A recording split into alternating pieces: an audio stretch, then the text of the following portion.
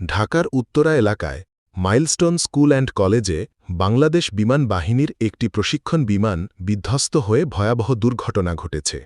দুপুর 1:06 বিমানটি বিধ্বস্ত হলে স্কুলের ভিতরে এবং আশপাশের এলাকায় আগুন ছড়িয়ে পড়ে। এখন পর্যন্ত 22 জন নিহত হয়েছেন, যাদের মধ্যে 17 জন শিশু এবং বিমানটির পাইলট ফ্লাইট লেফটেন্যান্ট তৌকির ইসলাম সাগর রয়েছেন। পুলিশ ও ফায়ার সার্ভিস সূত্র জানায়, বিমানটি যান্ত্রিক ত্রুটির কারণে নিয়ন্ত্রণ হারায়। পাইলট জনবহুল এলাকা এড়িয়ে একটি তুলনামূলক খালি জায়গা নামার চেষ্টা করেন, কিন্তু শেষ মুহূর্তে সেটি স্কুল ভবনে আছড়ে পড়ে। এতে কোচিং চলাকালীন সময়ে বহু ছাত্রছাত্রী আহত হয়। হাসপাতালে ভর্তি করা হয়েছে 170 জনের বেশি আহতকে, যাদের মধ্যে 25 জনের অবস্থা আশঙ্কাজনক। উদ্ধার অভিযানে কাজ করছে ফায়ার সার্ভিস, পুলিশ, র্যাব, সেনাবাহিনী ও স্বেচ্ছাসেবক দল। জাতীয় বার্ন ও প্লাস্টিক সার্জারি ইনস্টিটিউটে বেশিরভাগ আহতের চিকিৎসা চলছে। শনাক্ত করতে না পারা মরদেহগুলোর ডিএনএ